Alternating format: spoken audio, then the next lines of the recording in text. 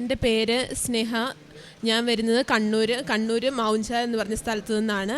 ഞാനിവിടെ ആദ്യമായി ഉടമ്പടി എടുക്കാൻ വന്നത് ജനുവരി 7-ാം തീയതി 2023 ആയിരുന്നു. ഞാൻ വന്നതിൻ്റെ ഉദ്ദേശം, എനിക്ക് എൻ്റെ B2 പരീക്ഷ, ജർമ്മൻ പരീക്ഷ ഞാൻ എത്ര എഴുതിയിട്ടും എനിക്ക് പാസ്സാവാൻ പറ്റുന്നുണ്ടായിരുന്നില്ല. അപ്പം എൻ്റെ അമ്മയാണ് എന്നോട് പറഞ്ഞത്, എന്നോട് ഇവിടെ വന്ന് ഉടമ്പടി എടുക്കുക, നീ പ്രാർത്ഥിക്കും, മാതാവ് നിനക്ക് തരും, B2-ൻ്റെ പരീക്ഷ നീ ജയിക്കും, അങ്ങനെ പറഞ്ഞ് ഞാൻ ഇവിടെ വന്ന് ഉടമ്പടി എടുത്തു. പക്ഷെ ഉടമ്പടി എടുത്തു കഴിഞ്ഞിട്ടാണെങ്കിലും എനിക്ക് പ്രാർത്ഥന ചൊല്ലുന്നുണ്ട്, അല്ലാണ്ട് എനിക്ക് വേറെ ഒരു കാര്യവും ചെയ്യാൻ പറ്റുന്നുണ്ടായിരുന്നില്ല. അതിൻ്റെ ഇടയിൽ ഞാനൊരു എക്സാമിന് ഡേറ്റ് എടുത്തു. പരീക്ഷയൊക്കെ എനിക്ക് എളുപ്പമായിരുന്നു. എനിക്കിപ്പോൾ കിട്ടും, 3 കിട്ടും, മാതാവ് എനിക്ക് തരും എന്നുള്ള ഉറച്ച വിശ്വാസത്തിൽ ഞാൻ നിന്നു. റിസൾട്ട് വന്നപ്പോൾ 3 ഞാൻ തോറ്റുപോയി. എനിക്ക് എല്ലാം അടുത്തടുത്ത മാർക്കുണ്ടായിരുന്നു, പക്ഷേ എനിക്ക് കിട്ടിയില്ല ഒന്നും. എനിക്ക് ഭയങ്കര സങ്കടമായി. അപ്പം അമ്മ എന്നോട് പറഞ്ഞു, നീ ഉടമ്പടി എടുത്തിട്ട് ഒന്നും ചെയ്യാത്തതുകൊണ്ടാണ്, നീ ഉടമ്പടി എടുത്തതിന് എല്ലാ കാര്യങ്ങളും കൃത്യമായി ചെയ്യുക, അപ്പം നിനക്ക് മാതാവ് തരുമെന്ന് പറഞ്ഞു. അങ്ങനെ രണ്ടാമത് വന്ന് ഞാൻ ഏപ്രിൽ ഉടമ്പടി പുതുക്കിയതിന് ശേഷം ഞാൻ കൃത്യമായി ബൈബിൾ വായിക്കാനും പ്രാർത്ഥിക്കാനും, പ്രാർത്ഥനയിൽ ഒരുപാട് മുന്നോട്ട് വരാൻ തുടങ്ങി ഞാൻ. അങ്ങനെ എനിക്ക് ഓഗസ്റ്റിലെ എക്സാമിന് ഡേറ്റ് കിട്ടി. പൂനെയിലാണ് ഞാൻ പോയി എഴുതിയത്, എക്സാമിന് ഡേറ്റ് എടുത്തത്. പക്ഷേ എല്ലാവരും പറഞ്ഞു അവിടെ ഭയങ്കര ബുദ്ധിമുട്ടാണ്, പാസ്സാവില്ല എന്നൊക്കെ പറഞ്ഞ് ഞാൻ പോയി. എല്ലാം ചെയ്ത ഞാൻ മാതാവിൽ വിശ്വസിച്ച് മാത്രം ഞാൻ എക്സാം എഴുതാൻ വേണ്ടി പോയത്. അവിടെ ചെന്നു, ഒരു മൊഡ്യൂൾ ഞാൻ പാസ്സായി. 3 എഴുതി, അതിൽ ഒരു മൊഡ്യൂൾ ഞാൻ പാസ്സായി തിരിച്ചു വന്നു.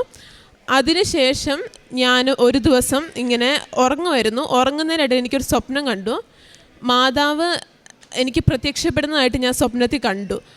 ഞാൻ ശരിക്കും കണ്ടതാണെന്ന് തന്നെ ഞാൻ വിചാരിച്ചു. പക്ഷേ ഉറങ്ങി എണീറ്റപ്പോഴാണ് എനിക്ക് മനസ്സിലായത് ഞാൻ സ്വപ്നമായിരുന്നു കണ്ടത് വെച്ചാൽ മാതാവ്, ഞാനിങ്ങനെ തുണി അലക്കുന്നതിൻ്റെ ഇടയിൽ ഇങ്ങനെ പെട്ടെന്ന് മുകളിലോട്ട് നോക്കിയപ്പം മാതാവ് ഇങ്ങനെ സ്വർഗത്തിൽ നിന്ന് പൊങ്ങി വരുന്നതായിട്ട് ഞാൻ കണ്ടു കഴിഞ്ഞിട്ട് ഞാൻ എൻ്റെ അടുത്ത് എല്ലാവരോടും പറഞ്ഞു, എനിക്ക് മാതാവ് പ്രത്യക്ഷപ്പെട്ടു, എനിക്ക് എൻ്റെ കാര്യങ്ങളെല്ലാം ശരിയാവുമെന്ന് ഞാനിങ്ങനെ എല്ലാവരോടും പറഞ്ഞു. പക്ഷേ എൻ്റെ ചുറ്റുമുള്ള ആരും വിശ്വസിക്കുന്നില്ല അത്. എന്നിട്ട് ഞാൻ എൻ്റെ ഫ്രണ്ട്സിനൊക്കെ വിളിച്ച് പറയേടി, എനിക്ക് മാതാവ് പ്രത്യക്ഷപ്പെട്ടു, മാതാവ് എൻ്റെ കാര്യങ്ങളെല്ലാം പെട്ടെന്ന് ശരിയാക്കും, അതുകൊണ്ടാണ് എനിക്ക് മാതാവ് പ്രത്യക്ഷപ്പെട്ടതെന്ന് പറഞ്ഞു. പക്ഷേ ഇത് കഴിഞ്ഞ് ഞാൻ അമ്മേൻ്റെ അടുത്ത് വന്ന് ഈ കാര്യം പറഞ്ഞപ്പം അമ്മ പറഞ്ഞു, മാതാവ് നിന്നോട് അനാഥാലയങ്ങളിലും ഓൾഡ് ഏജ് ഹോംസിലൊക്കെ പോയി തുണി അലക്കുന്ന കാര്യത്തിനായിരിക്കും. എനിക്കതിന് ആഗ്രഹം ഉണ്ടായിരുന്നു, പക്ഷേ എന്തുകൊണ്ട് എനിക്ക് ആ സാഹചര്യം ഒത്തു കിട്ടുന്നില്ല പോകാൻ പറ്റുന്നത്. അപ്പം അമ്മ പറഞ്ഞു അങ്ങനെ ചെയ്യാം. പക്ഷേ എന്തോ ഭാഗ്യം കൊണ്ട് പറയട്ടെ, പിറ്റേ ദിവസം എനിക്കത് കറക്റ്റായിട്ട് പോകാനുള്ള ഭാഗ്യം എനിക്ക് മാതാവ് ഒരുക്കി തന്നു. പിന്നീട് എനിക്കത് കൃത്യമായിട്ട് മുന്നോട്ട് കൊണ്ടുപോകാൻ പറ്റി. ഓൾഡ് ഏജ് ഹോമിൽ പോയി അവർക്ക് ശുശ്രൂഷ ചെയ്യാനും തുണി അലക്കി കൊടുക്കാനും അവരുടെ ബാത്റൂം എല്ലാം കഴുകി കൊടുക്കാനൊക്കെ അവസരം എനിക്ക് മാതാവ് തന്നു. അങ്ങനെ അത് ചെയ്ത് പോകുന്നു. അങ്ങനെയാണ് എനിക്ക് ജർമ്മനിയിൽ നിന്ന് 2 മൊഡ്യൂൾ വെച്ച് പോയി ജോലി ചെയ്യാം അവിടെ എന്നുള്ള ഒരു ഓഫർ എനിക്ക് കിട്ടുന്നത്. അപ്പോൾ ആ കിട്ടിയ സമയത്ത് എനിക്ക് സന്തോഷമായി. അപ്പം എനിക്ക് എൻ്റെ കാര്യങ്ങൾ അവിടെ നോക്കുന്ന ഒരു അങ്കിളും ആൻറ്റിയാണ്, എൻ്റെ പപ്പയുടെ സഹോദരിയും ഭർത്താവുമാണ് എൻ്റെ കാര്യങ്ങൾ നോക്കും. അപ്പോൾ അവരോട് പറഞ്ഞപ്പോൾ അവർ ഹോസ്പിറ്റലിലോട്ട് ചോദിക്കാമെന്ന് പറഞ്ഞ് അങ്ങനെ ഹോസ്പിറ്റലിൽ നമ്മൾ ചോദിച്ചപ്പോൾ അവർക്ക് പ്രശ്നമില്ല എന്ന് പറഞ്ഞ് കാര്യങ്ങളൊക്കെ മുന്നോട്ട് കൊണ്ടുപോയി. കോൺട്രാക്റ്റും അക്കോമഡേഷനൊക്കെ എനിക്ക് അവിടെ തന്നെ, അവർ ഹോസ്പിറ്റലിൽ തന്നെ എനിക്ക് അക്കോമഡേഷൻ എല്ലാം പെട്ടെന്ന് തന്നെ എല്ലാ പേപ്പേഴ്സും എനിക്ക് അവർ തന്നു. അങ്ങനെ വിസയ്ക്ക് വെച്ച് പെട്ടെന്ന് തന്നെ എല്ലാം ശരിയായി. ജനുവരി 24 അടുത്ത ബുധനാഴ്ച ഞാൻ ജർമ്മനിക്ക് ജോലിക്ക് പോവുകയാണ്. അതിൻ്റെ ഇടയിൽ ഞാൻ ഒരു മൊഡ്യൂളും കൂടെ എഴുതിയെടുത്തായിരുന്നു കൊൽക്കത്തയിൽ പോയിട്ട്. ഇനി എനിക്ക് ഒരു മൊഡ്യൂൾ ബാക്കിയുള്ളൂ. ആ 2 മൊഡ്യൂൾ വെച്ച് ഞാൻ അപേക്ഷിച്ചപ്പോൾ എനിക്ക് മാതാവ് എല്ലാം കൃത്യമായിട്ട് പെട്ടെന്ന് തന്നെ ചെയ്തു തന്നു. അതുപോരാ, ഇതാണ് എനിക്ക് ഏറ്റവും വലിയൊരു സാക്ഷി എന്ന് പറയുന്നത്. എൻ്റെ കാര്യങ്ങളിൽ എനിക്ക് പോലും വിശ്വസിക്കാൻ പറ്റാത്ത വലിയൊരു കാര്യം മാതാവ് എനിക്ക് ചെയ്യുന്നത്. എൻ്റെ കഴിവ് കൊണ്ട് ഒരിക്കലും ഞാൻ പരീക്ഷ പാസ്സാവത്തില്ല. ഞാൻ ശ്രമിച്ചിട്ട് ഒരിക്കലും നടന്നിട്ടില്ല.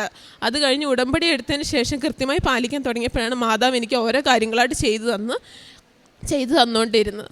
പിന്നെയെന്ന് പറഞ്ഞാൽ രണ്ടാമത്തെ ഞാൻ ഉടമ്പടിയിൽ നിയോഗം വെച്ചിരുന്നത് എൻ്റെ അമ്മയുടെ കാര്യമാണ്. അമ്മയ്ക്ക് കൈക്ക് നമുക്ക് എന്തെങ്കിലുമൊക്കെ ഒരു വസ്തു എടുത്തിട്ട് പൊക്കുന്നതിന് ഭയങ്കര വേദനയായിരുന്നു, കൈകൊണ്ട് പൊക്കത്തില്ല, ഷോൾഡറിന് പെയിനാണ്. അപ്പം എന്നിട്ട് ഞാൻ അത് ഉടമ്പടി നിയോഗം വെച്ചു, പ്രാർത്ഥിച്ച് ഞാൻ വീട്ടിലെന്നും സന്ധ്യാപ്രാർത്ഥനയ്ക്ക് ശേഷം അമ്മയുടെ കയ്യിൽ ഞാൻ ഉടമ്പടി തൈലം പുരട്ടി കൊടുക്കുമായിരുന്നു. ആ ഉടമ്പടി തൈലം പുരട്ടി കൊടുത്തു കഴിഞ്ഞ് കുറച്ച് ദിവസം, ഒരു 3 ആഴ്ച അപ്പോഴത്തേക്കും അമ്മ പറഞ്ഞു, എടി എൻ്റെ കൈക്ക് ഇപ്പോൾ കുഴപ്പമൊന്നുമില്ല, സുഖമായി, മാതാവ് എനിക്ക് സുഖപ്പെടുത്തി എന്ന് പറഞ്ഞു. അതുപോലെ അമ്മയ്ക്ക് പിന്നെ വേറൊരു അനുഭവം എന്ന് പറഞ്ഞാൽ അമ്മയുടെ വിരലൊന്ന് മുറിഞ്ഞായിരുന്നു. അത് ഫുൾ അറ്റ് പോയായിരുന്നു, ഒരിത്തിരി ബാക്കിയുള്ളായിരുന്നു. അത് ഡോക്ടർ സർജറി ചെയ്ത് പറഞ്ഞത് അറ്റു പോകുമായിരിക്കും എന്ന് പറഞ്ഞു. പോകുമെന്ന് തന്നെ പറഞ്ഞു. നിങ്ങൾ വിഷമിക്കൊന്നും ടെൻഷൻ അടിക്കരുത്, അത് അറ്റു പോകുമെന്ന് പറഞ്ഞു. പക്ഷെ ഞാൻ വിശ്വസിച്ച് പ്രാർത്ഥിച്ചു. ഉടമ്പടി തൈലത്തിൽ വിശ്വസിച്ച് എന്നും ഞാൻ അമ്മയ്ക്ക് തൂത്ത് കൊടുക്കുമായിരുന്നു. ദൈവം സഹായിച്ച് ആ വിരലിന് ഒരു കുഴപ്പമില്ലാണ്ട് ഇപ്പം അമ്മയ്ക്ക് ആ വിരൽ നന്നായിട്ട് അനക്കുകയും പണിയെടുക്കാനൊക്കെ പറ്റുന്നുണ്ട്. അതുപോലെ എൻ്റെ പപ്പ ഒരിക്കലും വീണിട്ടുണ്ടായിരുന്നു. ഞാൻ ഉടമ്പടിയുടെ സമയത്ത് തന്നെ വീണ സമയത്ത് പപ്പയ്ക്ക് നടുവിനായിട്ട് നീര് വെച്ചിട്ടുണ്ട്, വേദനയും നീരുമായിരുന്നു. അപ്പോഴും ഞാൻ ഉടമ്പടി തൈലം ഉള്ളത് കൊണ്ട് ഞാൻ പപ്പേൻ്റെ പുറകിൽ എന്നും തൂത്ത് പ്രാർത്ഥിക്കുന്നു കുരിശുവരയ്ക്ക് ശേഷം. അങ്ങനെ അതും സുഖപ്പെട്ട് തന്നു. പിന്നെ എൻ്റെ ഉടമ്പടി ജീവിതത്തിൽ എന്ന് പറഞ്ഞാൽ എനിക്ക് ഒരുപാട് മാറ്റങ്ങൾ വന്നു. ഞാൻ നന്നായിട്ട് പ്രാർത്ഥിക്കുമായിരുന്നു, പണ്ടും പ്രാർത്ഥിക്കുമായിരുന്നു. പക്ഷേ ഉടമ്പടി രണ്ടാമത് പുതുക്കിയതിന് ശേഷം എനിക്ക് ഒരുപാട് കാര്യങ്ങൾ എനിക്ക് ചെയ്യാൻ പറ്റി. എനിക്ക് ആരെങ്കിലും എന്നോട് ഇങ്ങനെ എന്തെങ്കിലും പരീക്ഷയ്ക്ക് പോകുവാണെങ്കിൽ എനിക്ക് വേണ്ടി പ്രാർത്ഥിക്കാൻ, അവർക്ക് വേണ്ടി ഒരു മടിയില്ലാണ്ട് എനിക്ക് അവർക്ക് വേണ്ടി പ്രാർത്ഥിക്കാൻ ഒരു സന്തോഷത്തോടെ ഞാൻ അവർക്ക് വേണ്ടി പ്രാർത്ഥിക്കുന്നുണ്ട്. അതിനൊക്കെ എനിക്ക് ഒരുപാട് കൃപ മാതാവ് തന്നിട്ടുണ്ട്. മറ്റുള്ളവർക്ക് വേണ്ടി പ്രാർത്ഥിക്കാനും അവരോട് ക്ഷമ കാണിക്കാനൊക്കെ എനിക്ക് ഒരുപാട് കൃപ തന്നു. പിന്നെ പണ്ടൊക്കെ ആണെങ്കിലും എനിക്ക് എന്തൊരു സന്തോഷം ഉണ്ടെങ്കിലും ഞാൻ ആദ്യം പറയുന്നത് എൻ്റെ വീട്ടിൽ പപ്പയുടെ മമ്മിയോടൊക്കെ ആയിരിക്കും. പക്ഷേ ഇപ്പം എനിക്ക് എന്ത് സങ്കടമാണെങ്കിലും സന്തോഷമല്ല ഞാൻ ഓടിച്ചെന്ന് പറയുന്നത് എൻ്റെ ഈശോൻ്റെ അടുത്താണ്. ഈശോൻ്റെ മാതാവിൻ്റെ അടുത്ത് പറഞ്ഞിട്ട് ഞാൻ ബാക്കി ആരോടും പറയും. എന്നിട്ട് ഞാൻ ബൈബിൾ തുറന്ന് വായിക്കും. ഈശോ എന്നോട് എന്താ പറയുന്നതെന്ന് അറിയാൻ വേണ്ടി ഞാൻ ബൈബിൾ തുറന്ന് വായിക്കും. പ്രേക്ഷിത പ്രവർത്തനം ഞാൻ എൻ്റെ വീടിനടുത്തുള്ളതാണ് കരുനാല്. അപ്പോൾ അവിടെ പോയി അവരെ കാണി, അവരോട് സംസാരിക്കുക. അവർക്കൊക്കെ അത് ഭയങ്കര സന്തോഷമാണ്. ഇങ്ങനെ ഒറ്റപ്പെട്ട് കഴിയുന്നിടത്ത് അവരുടെ അടുത്ത് പോയി സംസാരിക്കുകയും അവരുടെ കാര്യങ്ങൾ ചെയ്തു കൊടുക്കുക, അവരുടെ റൂമെല്ലാം ക്ലീൻ ആക്കി കൊടുക്കാനും ബാത്റൂം കഴുകി കൊടുക്കാനൊക്കെ ഞാൻ ചെയ്ത് നിന്നിട്ടുണ്ട്. അതിനൊക്കെ മാതാവ് എനിക്ക് അവസരം തന്നിട്ടുണ്ട്. ഇത്രയെല്ലാം ചെയ്തു തന്ന എൻ്റെ മാതാവിന് തിരുക്കുമാരന് ഒരുപാട് നന്ദി ഞാൻ പറയുന്നു. അതുപോലെ എന്നെ പ്രത്യക്ഷീകരണത്തിൻ്റെ സ്ഥിരം സാക്ഷിയാക്കി എന്നെ ഉയർത്തിയതിന് ഞാൻ ഒരുപാട് നന്ദി പറയുന്നു. നമ്മൾ ഈ സാക്ഷ്യം വളരെ ശ്രദ്ധിച്ച് കേൾക്കുമ്പോൾ ഇവിടെ മാതാവിനെ സ്വപ്നം കണ്ടു എന്ന് പറയുന്നുണ്ട്. അപ്പം നമ്മൾ ഈ ഉടമ്പടി സാക്ഷ്യങ്ങൾ സ്ഥിരം കേൾക്കുന്നവർക്കാണ് ഞാൻ ഈ പറയുന്നത് മനസ്സിലാകുന്നത്. ഒരു സ്വർഗത്തിൽ നിൽക്കുന്ന ഒരു മാതാവിനെയോ ഒന്നുമല്ല ഇവിടെ ആളുകൾ സ്വപ്നം കാണുന്നതായിട്ട്.